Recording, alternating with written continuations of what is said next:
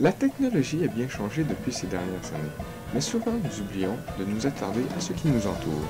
Les minéraux, bien souvent inattendus, font partie de notre quotidien et feront peut-être le futur de ce monde. Commençons donc par l'uranium. L'uranium est un élément chimique du symbole U et du numéro atomique 92 de la famille des actinides. Son abondance est supérieure à celle de l'argent, comparable à celle de l'arsenic. Il se trouve partout à l'état de traces, y compris dans l'eau de mer.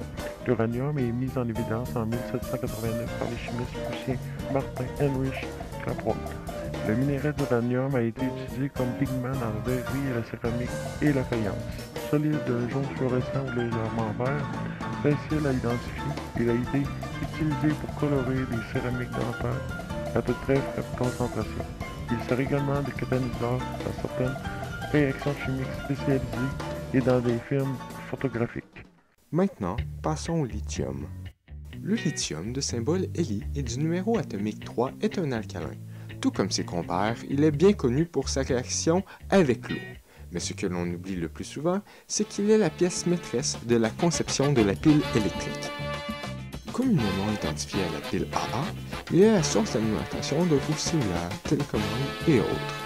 Mais alors que les réserves restantes de pétrole sont sujet de discussion au niveau international, la technologie des voitures électriques au lithium est en plein essor.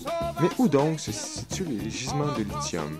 Bien que ceux-ci peuvent être trouvés soit en Chine ou aux États-Unis, une ressource encore peu exploitée se trouve en Bolivie.